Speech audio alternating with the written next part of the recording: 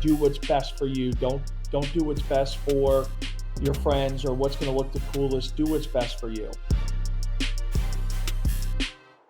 My name is Walter Beede, aka Baseball Lifer. Welcome to tonight's live stream. Every Thursday evening at 9 p.m., we are joined live by a member of the coaching community, whether that be at the high school, travel ball, college, or even professional level.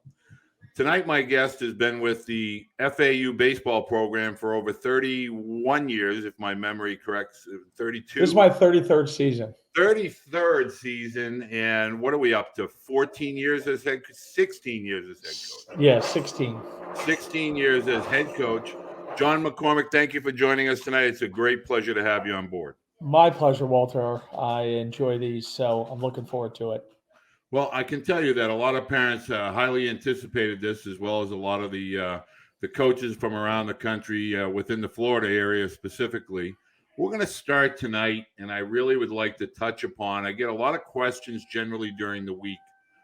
What does it really take in the eyes of a college coach when you're trying to identify somebody that may be a fit at FAU? Meaning, what kind of metrics or analytics or skill sets are you looking for? That kind of catch your eye, that make you want to follow a particular student athlete.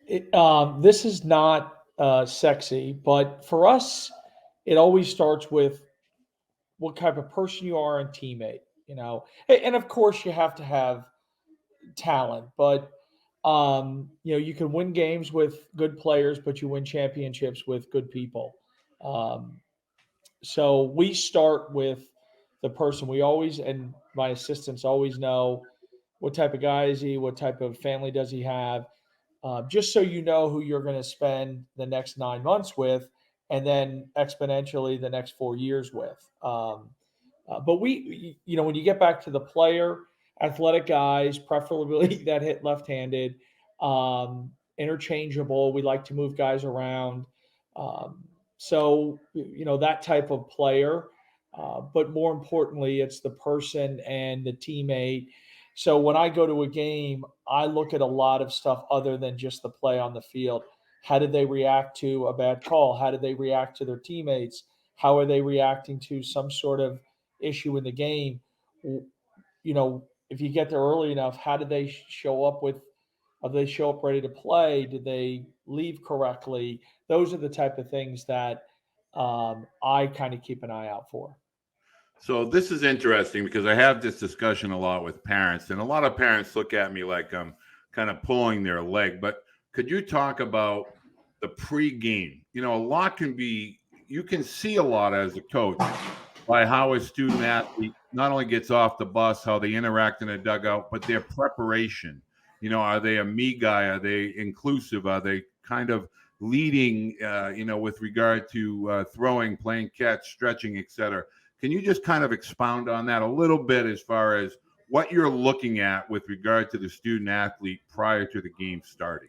Well, whatever the coach has laid out for the team, if say you go to a Lake Point and they're supposed to be at the cages at 10 and the game starts at 11:15, were they there? Did they have their batting gloves on? Did they, guys out there, don't take BP and Crocs, please. We don't like it.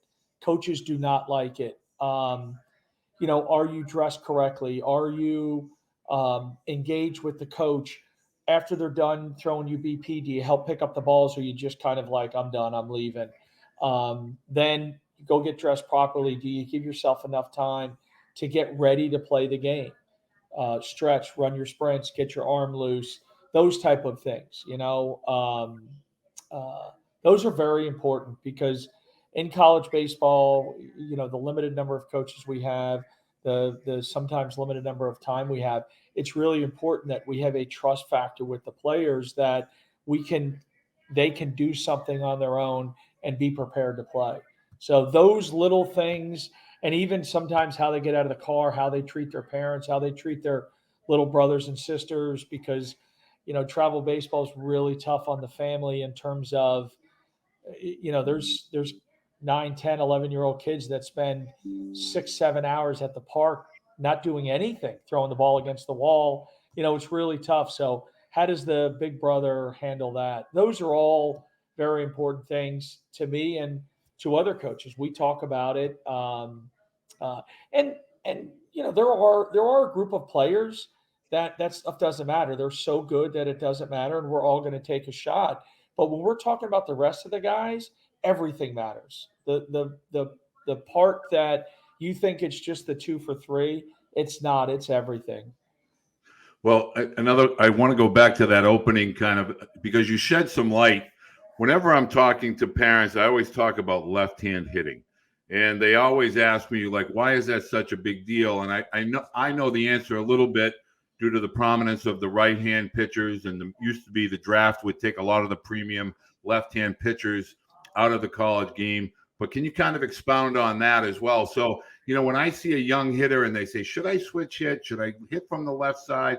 Can you speak about the importance, especially from like a catching and a middle infielder position, really anywhere, why it's a good idea if you are capable to be able to swing it left-handed? Well, specifically for myself, our park sets up very well for left-handed hitters. We're about a mile and a half from the Atlantic Ocean. Um, right field kind of has a little bit of a jet stream at times in the spring, but more importantly, there's only, I think, about 13% of guys who threw a pitch last year in college baseball were left-handed. So the left-on-left thing isn't as big a deal as it once was. Um, and when you're left-handed, you're facing all right-handed pitchers. All the breaking balls are coming towards you and not going away from you. Anything coming towards you has a little bit easier. You can recognize it. You can decide I'm going to swing, not swing as the pitch come towards you. Now, if you do, we've run into guys with good changeups, and because that ball goes away, it's a little bit more difficult. But the majority of time, the right-handed hitter they're facing, the left-handed hitter they're facing, breaking balls that are coming towards them, it's easier to make decisions on. And for some reason, guys don't like throwing against them, so That's so true. So true. they don't. They don't. We had a lot of great questions come in today, and Okay, I'm going to just kind of go at them one at a sure. time. And the first question is, do you have a height requirement? A lot of guys that might be in that 5'8" to 5'11", whether they're infielders or outfielders, do they get an opportunity to be evaluated by you and your staff, as far as becoming a Division I student athlete? Yeah, baseball's the greatest sport that doesn't require height. For us, it's more physicality than it is height. 5'8", 5'9", we've had really good players at that height. Those don't matter. If you can play, you can play. There's plenty of examples of it in the big leagues and Altuve, et cetera. I know everybody points to him, but there's been plenty of guys before that. If you can play, you can play. But the thing is if you're smaller in stature, you have to be a little bit more physical. It is, it is a DNA some game at times, right?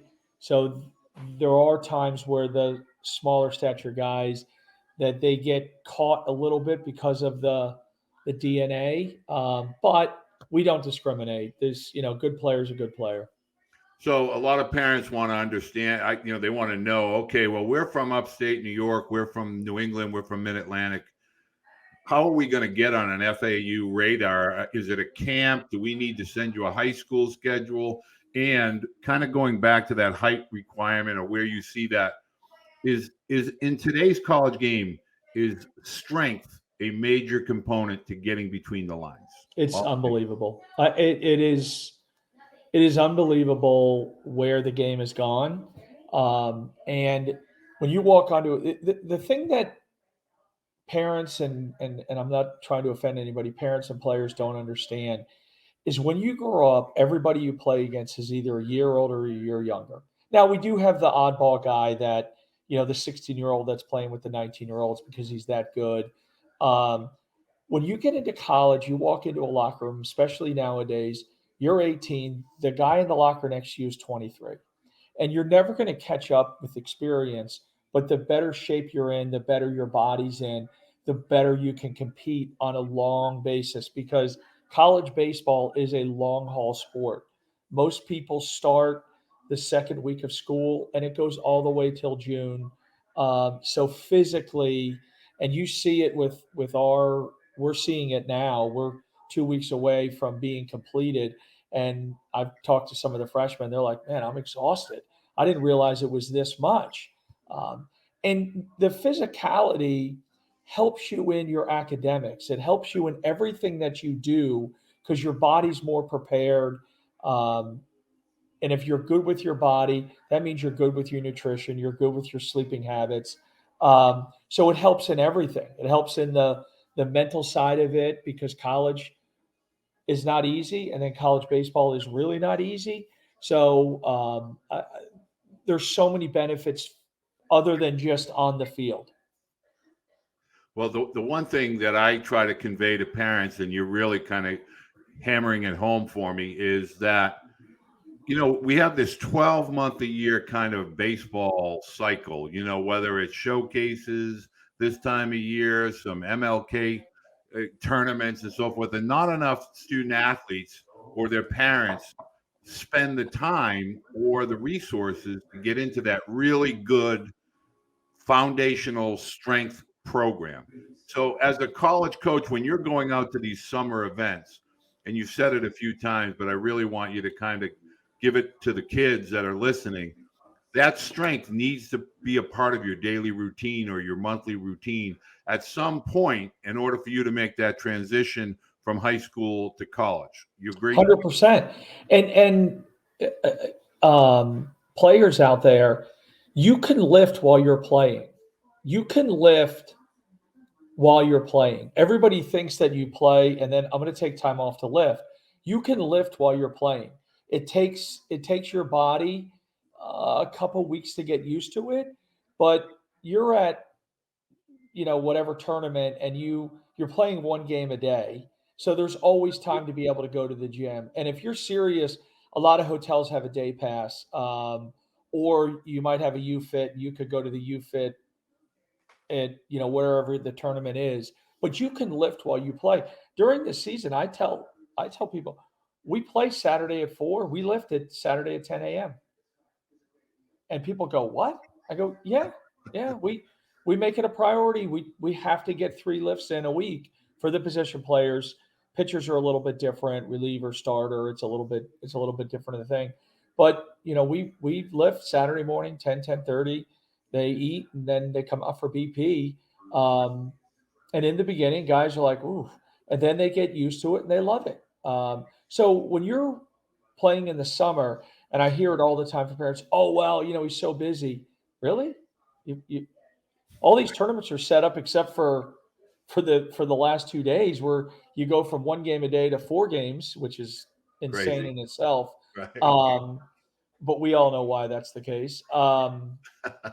Uh, you can lift, and if you can't get to a gym, you could do sit-ups, you could do push-ups, you could do a lot of things if you really want to. Well, I think a lot of it comes down to the routines, and a lot of younger student athletes are led to believe that there's a script. You just follow the script, and you end up on a Division I or Division II campus. But there's a lot of work that goes into that whole recruiting process. A lot of parents sending emails in, and a couple questions right here. You're in a great part of the country. You're in a desirable, baseball hotbed.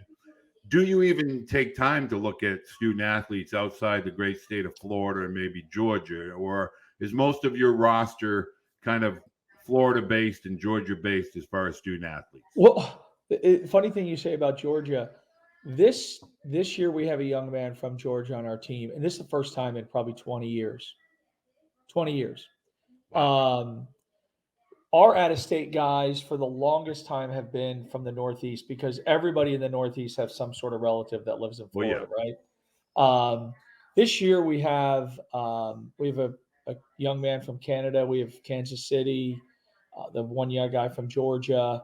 Um, I know I'm missing somebody. We have about 6, 7 out-of-state guys. We're not opposed to it. It is true. There's a lot of young people in Florida that are good in baseball, and we play it a lot here. But there are also a lot of people recruiting in the state.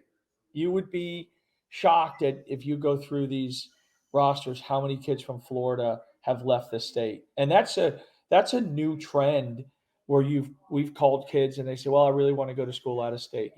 Okay, um, and that happened 20 years ago, and then it was no, I want to stay close, and um, so we would, because of the way we recruit and we want to get to know the young men as much as we can and their family, the Florida kid usually works a little bit better because where we are, you can get everywhere in 4 to 5 hours and watch them play and drive home in the same day. So sometimes the guys out of state, it's a little bit more difficult, but we're not opposed to anybody, anywhere. Now, would you recommend camps, or would you recommend at FAU camps, or do you go out into any particular tournaments that student athletes can kind of know that you'll be around? Well, what I always tell guys when they email me is like, if it seems like everybody ends up in the state of Florida in the summer, right? And we're very fortunate. We are 30 miles away from two spring training sites that Perfect Game uses all the time. Um, Prospect Wire, Prospect Select. So, they're home games for us. And hey, let us know when you're playing. Let us know when you're playing. Uh, that type of thing has worked out over the years. And some guys we've gotten, some guys we haven't. And then Fort Myers is 2 hours away, and there's a lot of events there. Sanford. So we get a chance to see all of them. I hate using the camp because it's on these things, it sounds so self-serving, but the camp is another way of doing it. Uh, the camp is another way of doing it. But I always tell people, and now it's easier this time of year because of the rules. If you're going to go to a school's camp and you're really interested, make sure the decision makers are there and they can make a decision on you, good or bad. And for the parents and the players, after the camp is over, if you want some feedback, be open to it all. And if you want to know if you can play there, just ask them. You think I can play here? You think I get a shot? And some coaches will dance around it because they don't want to make you feel bad. But I think that in the space that we're in now, young people don't get enough of the truth because they're always the customer, right? Right. They don't get enough of the truth because they're always the customer. And you don't have to be mean. And then you don't have to sugarcoat it. You could say, "Hey, listen, I just don't think you're good enough to play here." It doesn't mean you can't play Division One baseball. It doesn't mean you can't do this. But at this present time, we don't have a need for you. And um, sometimes guys get a little, but ultimately, I think it's what they need to cross that one off their list and move on to the next one, which sometimes is hard to do, but I think it's very valuable. Well, I think you bring up a great point. That's a topic for a whole nother show at some point. But every student athlete and their families have become the customers, the paying customers. So they're not getting a lot of truth at the ages where they really need some truth. Yep. And I think that's the big magical mystery cloud that hangs over travel baseball. And so I want to kind of dive a little deeper into that as far as FAU is concerned. The high school recruit, is that still the major focus for you as a staff, or do you leave more roster flexibility for portal purposes or JUCO transfers? Where does the high school student athlete stand at FAU? Well, we've always been small recruiting classes, 5, 7, 8 guys. This year we have 5 high school guys committed, and then we'll do 4 or 5 junior college guys, maybe a grad transfer. We haven't really dipped our toe into the portal yet. It hasn't. Um, I'm still a little leery of that. We do have one, for complete transparency. We do have one guy who was an underclassman portal guy. We recruited him 2 years ago. He went to a school. It didn't work out, and I knew him. I knew his family, and so we agreed to do it. But we've done some graduate students, but mostly, it's high school and junior college guys. Yeah, I think that's really good to hear from a college coach as far as with regard to the high school student. A lot of people are making these blanket assumptions that it's a new environment, but it's really not a new environment with regard to the portal. What would you say, like the last 5 years as opposed to the next 5 years? What is some of the big changes that you expect over the next few years to start to come into all of college baseball, not just Division One? Well, I think I think we're going to have some more coaching help on the field, which is going to be really nice. Um, I don't think there's going to be any huge. They keep talking about scholarship adjustments. I just don't see it in the near term. The remodernization of the NCAA. I, I don't. I think it sounded like a great idea, and now all of a sudden the bills are coming due, and they're like, "Oh my god," So I think there's going to be a little hesitation on that. I know we talk about maybe Division One baseball splitting into two, the major conferences, and then everybody else. I'm not sure if that's going to happen because those guys need people to play. Even at the wealthiest Power Five school, you just can't fly around the country all the time to other Power Fives and play. You need people to play. So I don't know if that's gonna, you know, come to fruition. Uh,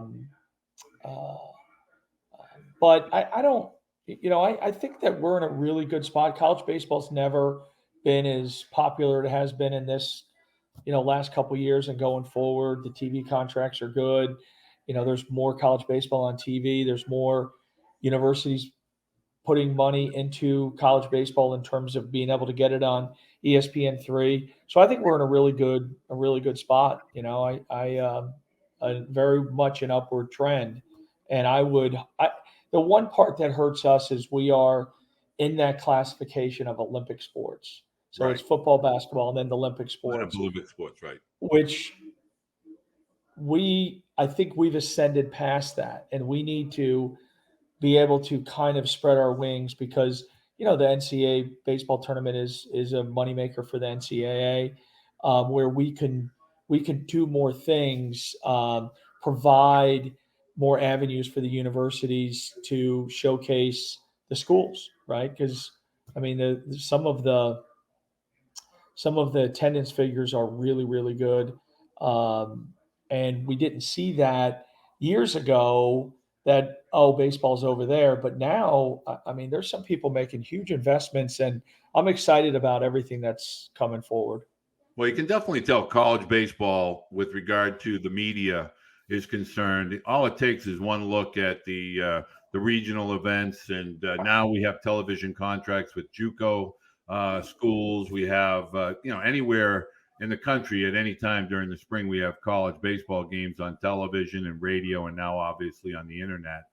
Let me ask you a question: do you feel a different sense of it's gotten a little bit older? A lot of these rosters, now we're seeing a lot of 23 and even some 24-year-olds.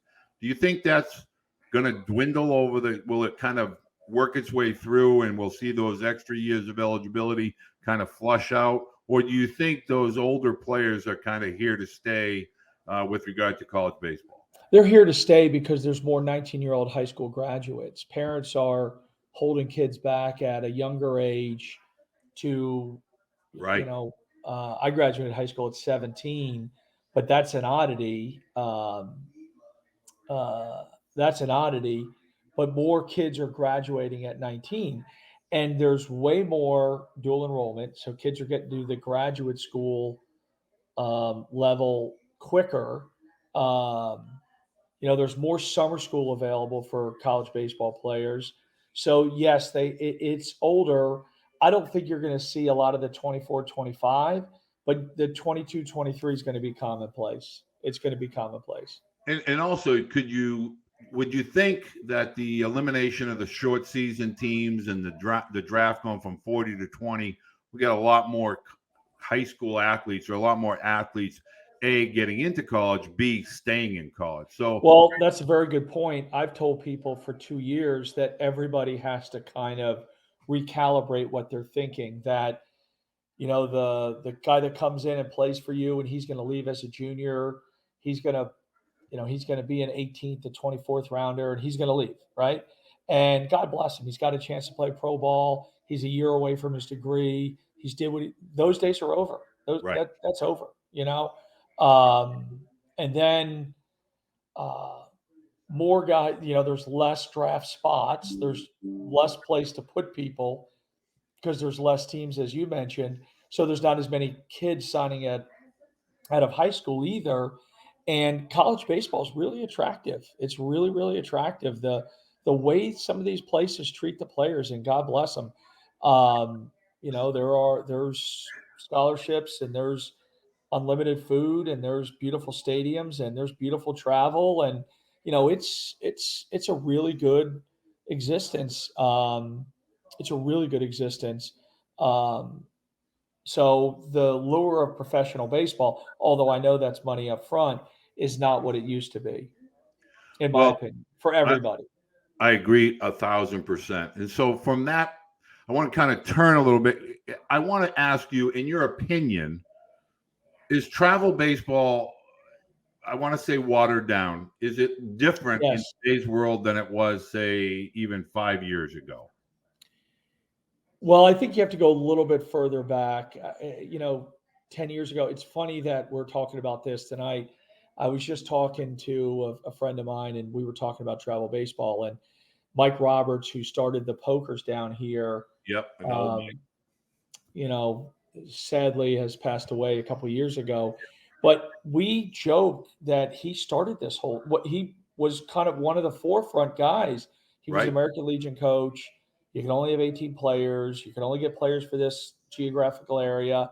So then he started Connie Mack and he got a couple people around the state to do it. Then the next thing you know, we were hosting the Connie Mack State tournament, and there was 8 or 9 teams, and then it went to 12 teams, and it went to 24 teams, and then American Legion kind of died. I loved American Legion, but kind of died, and they were off and running, and it was a really good thing for about 10 years. It gave a, a really good avenue for the good players to be showcased in one spot and play, and then of course the finances got involved and I don't begrudge anybody making money. It was looked at it like, well, if we add one more team, we were so popular. If we add another team, we can now service more people. And I think it was um, a very noble idea. And now you see these travel teams with 12 or 13, teams in the same age group. And it's really, you go to some of the games and it's really difficult. Like, it's like, oh my God, not that, not Nope, that, I get it. I know what you you. I know, know. I get it. The thing is that a lot of parents don't understand. You have 3,000 teams in Georgia. The pool play, it's going to be watered down. Back in 2009, 2010, you had 300 teams, and those 300 teams coming from the West Coast, Louisiana, New England, Tri-State. Joe Barth was, yeah, Tri-State Arsenal. Rob Bruno with NorCal. I mean, you go on and on, but those guys brought big time teams, and now it's just a really different environment for college coaches. So it's I want to wrap up because I have like 20 guys that are asking me the same question. okay. Okay. And so they want to know point blank, if they have a video and they send it to you, what are the odds that you or your staff are going to A, watch it, and B, can you respond to an email? They know that you can't respond to a phone call. I know No, the answer, but not until they want they're, to know, can not you until respond to an email? September 1st of Rising their, senior, going into their junior year. junior year, right? Um, I have a signature that I attach to young guys' emails that explain the rule, uh, because we can't. Getting back to your original question, there's a probably 85, 90% chance that if you send a video and make it short and sweet, that's the problem. You don't have to get Steven Spielberg to put the theme of Rocky to it, any of that stuff. Just you doing your thing. That's all we need. And that gives us an idea of it, at least for us, you're not going to get a scholarship or an opportunity um, to be on the team off the video. All it is going to pique our interest to be able to come see you play or to follow up. But I've make it a point that, and I'm sure there's somebody out there we did not respond to, and I apologize. But I make it a point to tell our coaches if someone emails us, send them something back. Like, hey, we're full. It looks good. Let us know if you're ever in Florida, et cetera, et cetera. So I have a mom that wants to ask if you have a conventional 17-year-old high school graduate, do they still have an opportunity, as long as their skill sets are up to par, to find a roster spot at a school such as FAU? Yeah, if they're good enough. Uh, you know, I years ago, and I won't say his name. He's a very good coach, and we were sitting talking, and and they're a good program. And this was years ago. When I say about 15 years ago, we were talking about some player, and he's like, "Nah, he's going to graduate at 17." And he goes, "I know the pro guys love him young. I want him older. I want them to be possibly a draft eligible sophomore or, 20, closing in on 21 at the end of their sophomore year." Um, and I thought about it. I was like, "Oh, because between 17 and 19, there's a lot of growth, A lot of growth. a lot of growth. And the way rosters are constructed now, we don't have the time, and the kids, quite frankly, don't want to stick around to work on that growth. You know, it's a two way street. We want guys to come in and play right away. Um, and then people say, "Well, we'll come in red shirt." There is no extra spots to red shirt. We just, we need everybody, or at some point we're going to need everybody. Not that we don't in the past have redshirted guys, but we never really go into it saying we're going to redshirt somebody. So the 17-year-old guy, it's tough. It's got to be a right fit. Now if he's talented, he's talented. Someone's going to give an opportunity, but he's got to do a lot of work on his part with his body and show people, because getting back to the body, that's your billboard. That's what you're showing people, Amen. That is your that you're billboard. serious, Right. And my metabolism's too fast and I don't gain weight. Yeah. Figure out a way, man. Figure out a way. Well, I have this John McCormack is always, whether he's here with me today or if I'm talking on social media, people always love when I get the opportunity to talk to him. And I always get feedback from people that know him in the coaching community within travel ball or high school baseball within Florida. He's the real deal. He's the kind of coach you want your son to play for. Well, thank you. And I want to just, this last tiny question. Okay. Development. Is it part of the college game anymore? I know you just touched on it a little bit, but I try to tell parents that development, you can't just show up on a college campus now and wait for 2 or 3 years and say the coach is going to develop. They want to win. They want to compete. You have to be ready when your feet hit campus to compete for a roster spot and playing time. Can you just kind of lengthen that kind of out a little bit so parents know the significance of playing at the Division I level means you got to be firing on all cylinders? Yes. Within development, we have a like a 4-pronged thing that we use for development, but instead of development, we try to call it refinement. Right? He has a good skill set, and we're going to refine it for the Division I level. The days of the really raw kid, and we're just going to hit him 1,000 ground balls, and he's going to hit in the cages all the time, and we're going to, that was the days when we played 25 fall games and you played 20 inter squads. And I remember Augie Garrido talking about they had maybe 50 or 60 dates in the fall. right? Um, those days are completely gone, right?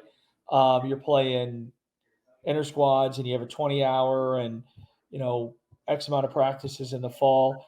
So within development, let's call it refinement opposed to like development, because we want a young man that has the skill set, and we need to refine it for the Division 1 game, right? Because what they're going to see, they've probably only seen a couple times. Now you're going to see it on a everyday basis. And parts of development are learning how to maneuver through college, learning how to maneuver through the weight room. And part of the weight room thing is guys get intimidated right away, but that's part of the development process. And then learning how to practice every day, which they haven't done in their life. So development takes on a whole different things, but instead of saying like true development, we call it refinement a little bit more, if that makes sense.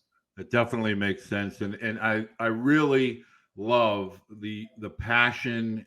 There's no one that has been around the game like John has for 35, 36 years, in one particular location. That just doesn't happen by accident. And so getting access to this type of information for parents and student athletes is invaluable. And I'm not saying that travel baseball doesn't give you this. In fact, a lot of the better programs do. But Yes. the realities are college baseball is not a next step from travel baseball. College baseball is where men compete against men, coached by men, umpires by men.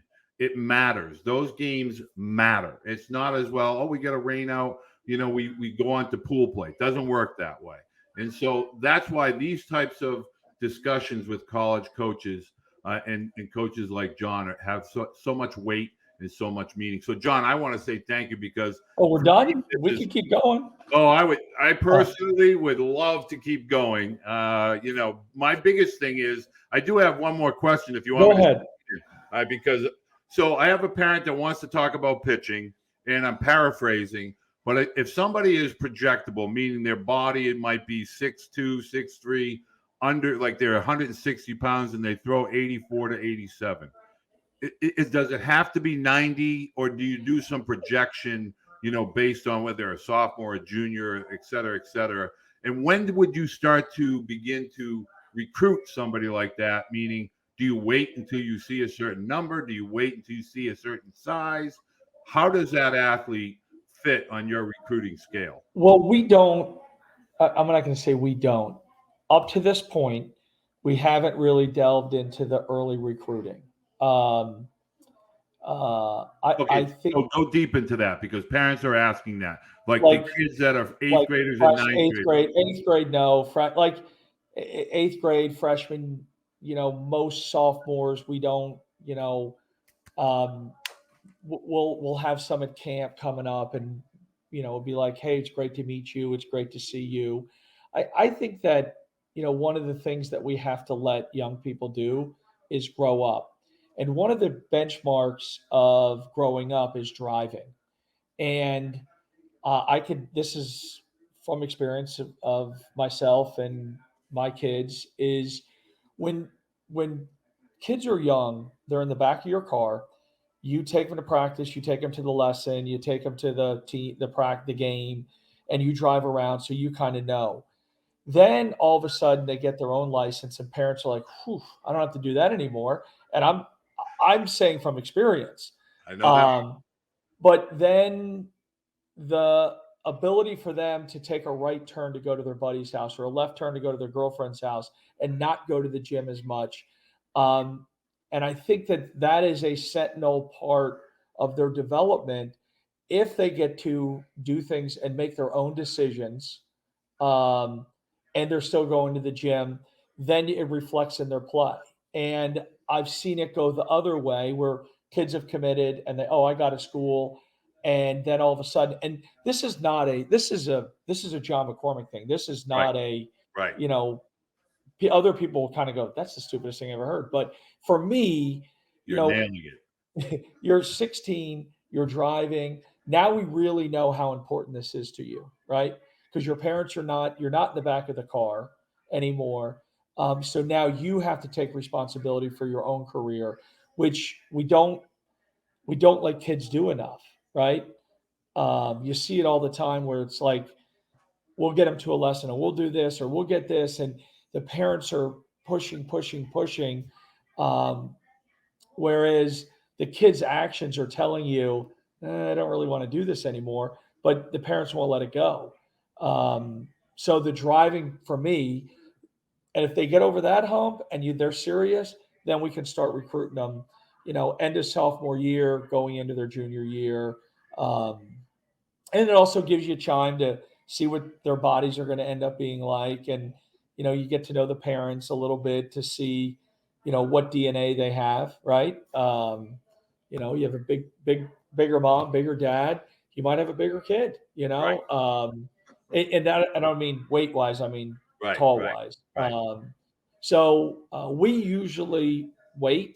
um, usually wait to make sure that things are trending in the right direction, because you're never going to be 1,000% sure, because you know you get to a certain everybody gets to a certain level. But getting back to the pitcher, um, we you probably would wait to when the young man kind of gets through that 15, 16 growth spurt, to make sure that the arm still works, because we've all seen the two young kids, the ultra athletic young kid that by the time he's 17 is not that anymore. And then you see the kid who dominates because he's grown quicker than everybody else. And then at 17, he doesn't dominate anymore. He's a very average player because everybody's caught up to him. So again, we believe in a commitment's a commitment. So we would rather wait to make sure that we have more information to make the right decision. Do you foresee any changes? I know there's been some discussion with the committees about a rule in place where, no verbal commits until the end of their sophomore year, or something along those lines. Do you think, A, anything like that would be implemented? And B, do you think that would be better for the game as a whole? Um, I think 100% it's going to be implemented. Not soccer, softball and lacrosse are already kind of into that now, and baseball. I think the NCAA wants all the sports to kind of follow suit with that. Do I think it's better? I think it's better for the young people, where they can truly go play and enjoy themselves and not worry about having to call school X. They're a freshman in high school and they can barely get through college algebra, but they have to call three schools on Tuesday, Wednesday, and Thursday. Like, come on, guys, give them a break. Um, uh, but there's still going to be bad actors, right? That are going to, the only way we'll know is, if right now baseball's asking it to be August 1st going into the kids' junior year, that we can start talking to them. Before that, no conversations. So if a kid commits August 1st at 9 in the morning, we know that there was some backdoor dealings going on, right? Uh, and I've tried to. I when we were talking about some of this stuff, I called uh, Johns Hopkins lacrosse and asked their assistant. I don't know who he is, but he was very nice, and he said that again, there's some bad actors. He goes, my boss says hands off, don't do it, don't make any deals with the travel coaches, don't make any promises. Um, but it's gonna continue, and I always say to the parents that, do you really want to get involved in someone that's breaking the rules? Amen. Because I know it's a great school. I know it's this. I know it fits all the checks, kind of all the boxes. But if they're doing it for you, that means they're doing it for others. It's not like a one off. And how can you trust what they're telling you when they're doing it? So that's, to me, it's a red flag. It's a Okay, well, seeing how you volunteered a couple of extra questions, I got to get these last two in. okay. Image and likeness Is it Oh here to God. stay? Is it going to be adjusted? How can you possibly have a level playing field if the image and likeness is like the shootout at the OK Corral? I mean, you really don't know who's getting offered what. I now have parents that ask me, "Well, what are they going to offer for image and likeness?" I'm like, "Really? We've Well, gone past it?" technically, there is no offer Right. because Exactly. you can't use it as a recruiting tool. Right. And again, the name, image, and likeness was put in by the NCAA so the kids that weren't allowed to make money, and you'll remember Jeremy Bloom. We all Oh yeah. the Yep. older generation. He was a Colorado football player. He was also a Olympic level skier, and he had people willing to, help him pursue his skiing career and wanted to give him it's had nothing to do with football. It had to do with skiing. And the NCAA said no, and they went to court. And, you know, 25 years later, 20 years later, we've come up with this. And it was more for we're going to use baseball. It was more for the, we're going to say the baseball star that could go back to his high school. They could say, hey, he's going to be the featured guest. And instead of making $150, he's going to make $400 because he's the feature guest. And, he was the great player there. He led him to a state championship. And it's kind of not morphed, it's mushroomed into this. Grown into. Yeah. Where it's people are just sticking their hand out and saying, what are you going to pay me to play? Where it wasn't set up that way. It was set up for the kids who want to hustle to go out and hustle a little bit and make a little bit of money. Like, hey, I'm the soccer star, baseball star, tennis star over at the local university. I could do a commercial for you. I could do something on TikTok for you. Would you be willing to pay me? That's what it was intended to be, and we're at this now. Again, um, rules prohibit you in the recruiting process to talk about it. So, you know, I tell our guys all the time, like, hey, you got a great opportunity. It's for it's for you to capitalize on it. If you want to go out and try to solicit some business, knock yourself out, man. It's a good life lesson. But I think that again, and no one knows the real dollars. Right? We hear all sorts of X amount, this, that, On and the other numbers, thing. right? Yeah. I think that there's going to be some curtailing of it, but it's really hard to put the toothpaste back in the bottle, so to speak, or in the tube. And it's going to be hard because the NCAA is really concerned about lawsuits. So they've opened it up, and how do you take it back without someone suing? You know, Right. It's um, inevitable. I mean, it really is. But I mean, every single conversation that I have about image and likeness leads to how much. And I always tell parents, okay, you're going to have to discuss that with the individual schools that you are applying to. But my thing is I think parents are led to believe like, oh, once the genie comes out of the bottle as an eighth grader or ninth grader, yeah, parents are asking the wrong questions, in my yeah. opinion. So in I light of agree with you 100%, man. You're talking about your son. You're not talking about a piece of meat. right, You're not talking about an object you can buy or sell. You're talking about your son. Get to the best fit. Get to the best educational place for you. right, Those are the things that really matter at the end of the day. College was set up, whatever, a couple hundred years ago in its current form to help people have really good lives from 23 to 73 or 23 to 53 at the time. And now, you know, um, and we've got to get some structure back to that because in some sports, the name, image, and likeness is the thing. And education has been thrown out the window. right, Like we don't right. even talk about it Nope. anymore. But all that's going to come to an end, and then what are you going to be left with? You Right, still got to. You're not getting name, image, and likeness after you're done playing. right. You And oh, know, by the way, if you don't perform, yeah, that goes away. it all disappears. Yeah, So there's going to be some. These schools have these cabals or whatever they call them.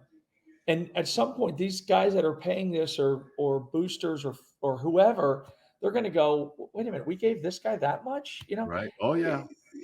It's you definitely know, coming. there's going to be some ugliness to it. And there might've already been, and I didn't see it, but there's going to be some ugliness to it that someone is not going to feel as though they were, you know, fairly justified on each side, and something's going to happen. I hope that cooler heads prevail, but and the other thing is the schools are in a little bit of a trap too, because, boosters do I give money to you guys to help the program, or do I give it to the collective to help get the players, but we still have bills to pay, and we still want to build, and we still want to provide services for the players.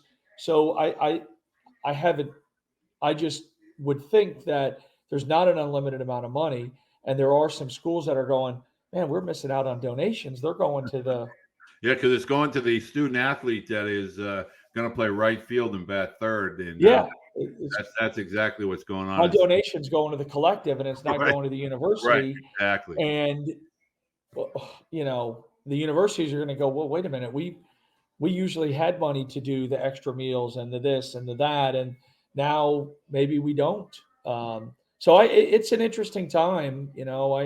I hope that you know I hope that there could be a way to refine it, that it makes a little bit more sense. I don't want it to go away, because that's not fair for the players, but I would like it to be refined. And I don't know the answer. I don't know, because I haven't seen any of the deals. So I haven't seen the contract, so I don't know exactly how they're written. But Well, I do want to close on this question, because I just had okay. 3 parents that asked me. The letter of intent, which was yesterday, is the first. I try to get parents to understand that if you're a senior in high school, and I know a few of these types of student athletes, can you get these parents to relax a little, take a deep breath, and get them to understand there is also a second date in April for letters of intent for those Well, you can late. sign at any time now. Right. So it's ongoing after today. It's ongoing. Um, some of the best players we've ever had, we've gotten later in the In the spring. year, and I know it's more difficult now because of social media. You know what your neighbor's doing, so to speak, right? So you read that this guy committed here, and you played with him, and you thought you were better, and I should have gotten something. I would just, it's easy for me to say, because I don't have to worry about it, but just concentrate on yourself and try to make you the best version of you. And if it's meant to be, it's going to happen. Don't force it. Don't, just do your due diligence and work on your game and work on what you need to work on. And the best situation will reveal itself, So if you're a 6'7" right-handed pitcher that's throwing 91, 93 in the spring, chances are someone will FAU find might money be for right. you. Somebody will find Trust something. me. Trust me. Well, Trust John, me. I always, this is something, and I get asked this, when is Coach McCormack going to be part of it? I try to do it once a year, because I don't want it to be, I don't want you to feel Sure. like I'm You can nagging. only take a little bit of me. No, I get I it. love. Trust me, I could do it every month. Trust me, because you're as candid as they come, and it's really refreshing for parents to hear that. So I want to say thank you to John, Coach McCormack, Florida Atlantic University, 16 years as a head coach, 34 years, 33. 33 years within the program. So that speaks volumes as to the caliber of coach and how the university feels. I don't like change. Good. I mean, I love that part of the country. So we definitely will be coming down there in the You're spring. welcome anytime. My wife and I, and we'll be catching a game this year. You're And I'll welcome be hitting you anytime. up for some gear. So I want to remind everyone, every Thursday night, 9:00. Not a lot of coaches spend the time that Coach McCormack did with us tonight, but it's refreshing. And we're always going to have these types of conversations in hopes of educating and providing insights and information for players, student athletes, and their families. So I want to remind everyone, go ahead and subscribe down below. Any comments for Coach McCormack or myself, put them down below in the comments section. Give us a thumbs up. We're trying to grow the channel. John, I want to say thank you. And I look forward to talking to you in 2023 or at the ABCA. Well, I certainly appreciate it. I thank you for what you're doing and trying to help the parents, because recruiting is not easy. It's not easy on anybody's side, and everybody wants it to happen. And then when it starts happening, it gets a little um, it gets a little hairy at times. But just be be yourself. Be honest. You can't trick people. You can't fool them. And try to find the best fit. All I want for people is you find the best fit and you have a really good baseball should be an addition to your collegiate experience, right? All Amen. athletics, and try to find that place for you, and do what's best for you. Don't do what's best for your friends or what's going to look the coolest. Do what's best for you, and you'll have a really good career and a great place to call home for the remainder of your life. So, Walter, keep up the good work. Thank you, Everybody sir. have a great holiday season coming up. We look forward to baseball starting up in 23, and I'll see you at the convention. You better believe it. And I want you to know, mom from Texas, Waco, and a mom from Iowa. Man, oh man, I wish my son could play for a guy like. Well, thank you. I appreciate it. So there it. you go. You already got two fans. They're trying to figure out how to get to Boca. So, but thank you very much, John. Thank you for everybody's time to spend with us tonight. Take care. Thanks, John. We'll see you. Bye now.